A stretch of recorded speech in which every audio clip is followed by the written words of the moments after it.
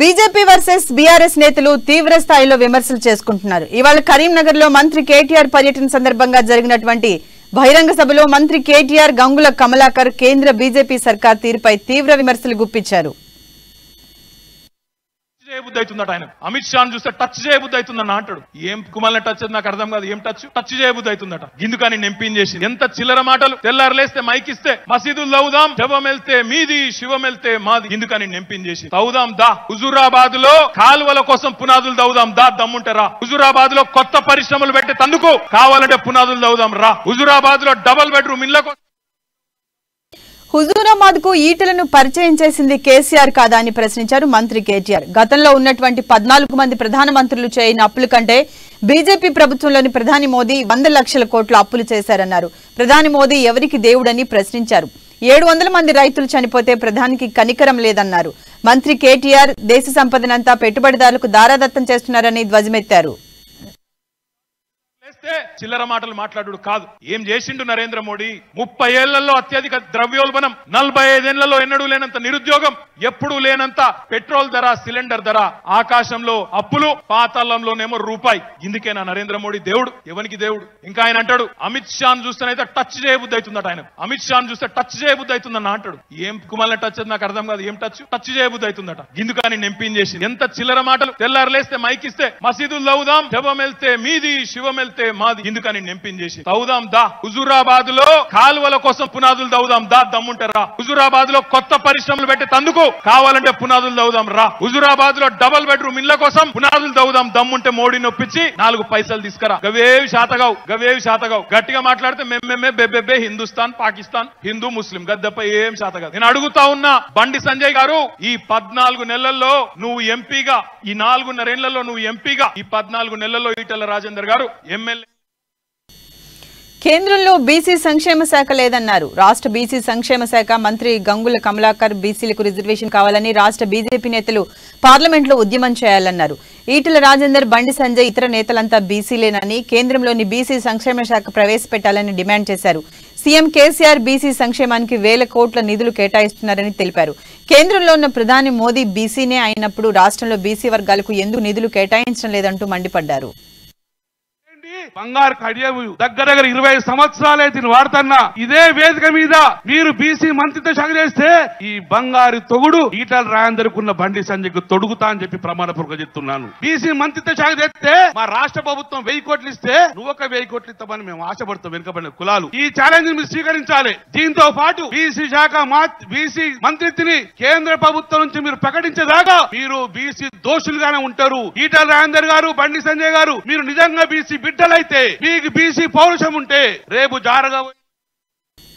ఇదే తరుణంలో బీఆర్ఎస్ సర్కార్పై బీజేపీ ఎమ్మెల్యే ఈటెల రాజేందర్ ధ్వజమెత్తారు. సీఎం కేసీఆర్ బీఆర్ఎస్ ప్రభుత్వంపై తీవ్ర స్థాయిలో విమర్శలు చేశారు. బీజేపీ ఎమ్మెల్యే ఈటెల రాజేందర్ కరీంనగర్ జిల్లా చొప్పదండలో జరిగిన జిల్లా కార్యవర్గ సమావేశాలకు ఆయన హాజరయ్యారు. ఈ సందర్భంగా ముఖ్యమంత్రి కేసీఆర్ అన్ని వర్గాలను మోసం చేశారన్నారు. తాను మంత్రిగా ఉన్నప్పుడే ప్రారంభించిన పలు అభివృద్ధి పనులను ఇవాళ మంత్రి కేటీఆర్ వచ్చి ప్రారంభించడం హాస్యాస్పదమని అన్నారు. అయినా మంత్రి తన నియోజకవర్గంలో పర్యటించే ముందు స్థానిక ఎమ్మెల్యే అయిన తనకు కనీసం సమాచారం ఇవ్వకుండా మూర్ఖత్వ పాలన చేస్తున్నారని ఈటెల రాజేందర్ అన్నారు. నీ సర్పంచ్ పదవి తీసేయకుండా ఉండాలన్నా బీజేపీ టీఆర్ఎస్ చేయగమని చెప్పిండట. పాపం మనసు చంపుకోలేదు. చివరికి లొంగిపోయి టీఆర్ఎస్ పార్టీ చేయలేదు. నేను ఆ సర్పంచ్ భర్త ఇద్దరు కలిసి పెట్రోల్ పోసుకొని తగలబడే ప్రయత్నం చేసిండ్రు. ఇలా పేపర్ వచ్చింది. గౌరవంగా బతికే కుటుంబాన్ని, బాధ్యత కలిగిన కుటుంబాన్ని కేసీఆర్ దుర్మార్గం వల్ల చచ్చిపోయే పరిస్థితి వచ్చని చెప్పి కన్నీళ్ళ పర్యంతమైనప్పుడు చెల్లించిపోయింది మన హృదయాలు. అక్కడ చూస్తే ఇంట్లో ఉండరు. సిద్దిపేట ఎరుకల బిడ్డ రమేష్, ఆయన నియోజకవర్గం పక్కగా ఉన్న గజ్వల్ పొట్ట చేత పడుకొని వచ్చి బకెట్లో పిల్లలు కిరాయి కట్టలేకపోతుండు. బిడ్డడు డబుల్ బెడ్రూమ్ కోసం పెట్టుకున్నాడు. ఒకసారి వచ్చింది రిజెక్ట్ చేసిండు, మరోసారి వచ్చింది రిజెక్ట్ చేసిండు. ఎస్ఐ కానిస్టేబుల్ అభ్యర్థులకు అన్యాయం జరిగిందన్నారు. బీజేవైఎం రాష్ట్ర అధ్యక్షుడు భానుప్రకాష్ 2 నెలలుగా రోడ్ల మీద పడిగాపులు కాస్తున్నారని అన్నారు. పోలీసు అభ్యర్థులకు మద్దతుగా బీజేవైఎం అనేక కార్యక్రమాలు నిర్వహించిందని చెప్పారు.